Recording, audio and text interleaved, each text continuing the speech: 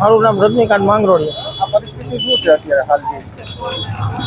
અત્યારે તો પરિસ્થિતિ જો અત્યારે તો અમારા વિસાવદરની પરિસ્થિતિ બહુ નબળી છે, કારણ કે ગોપાલભાઈ ને જનતા જનાર્દને સ્પષ્ટ બહુમતી ત્યાંથી ચૂંટ્યા છે, 17,000 જેવી લીડથી ચૂંટાવ્યા છે અને લોકોને એની પર ભરોસો અને વિશ્વાસ એટલે ચૂંટાણા જ। પણ હવે એ વિશ્વાસને ગોપાલભાઈને ટકાવી રાખવો જોઈએ અને વિસાવદરના વિકાસમાં, વિસાવદરમાં જે સામાન્ય જનતા કોઈ હેરાન થતી હોય, કોઈના કામકાજ હોય એમાં પૂર્ણ રીતે ધ્યાન આપે એને વિચારવું જોઈએ। અત્યારે કરશનભાઈ વડદોરિયા, તાલુકા કોંગ્રેસ પ્રમુખ વિસાવદર। કરશનભાઈ, શું પરિસ્થિતિ છે હાલ જે વિસાવદર અને જે મોરબીની સાબરમતી ડિવિઝન એને લઈને શું કહેશો?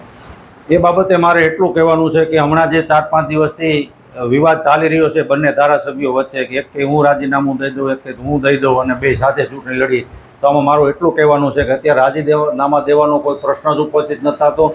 બંને ધારાસભ્યો પોતપોતાના વિસ્તારમાં જે પાયાના પ્રશ્નો છે એનો કેમ ઉકેલ આવે, રચનાત્મક કેમ આપણે એની સામે પગલાં ભરી શકીએ પ્રશ્નોના ઉકેલ માટે, એ માટે અટાણે ખરેખર તો બંને ધારાસભ્યોએ પોતાનો તમામ સમય એ દિશામાં ફાળવવો જોઈએ, નહીં કે આવી ફાલતુ વાતોમાં આવી અને ખોટો સમય બરબાદ કરવો જોઈએ।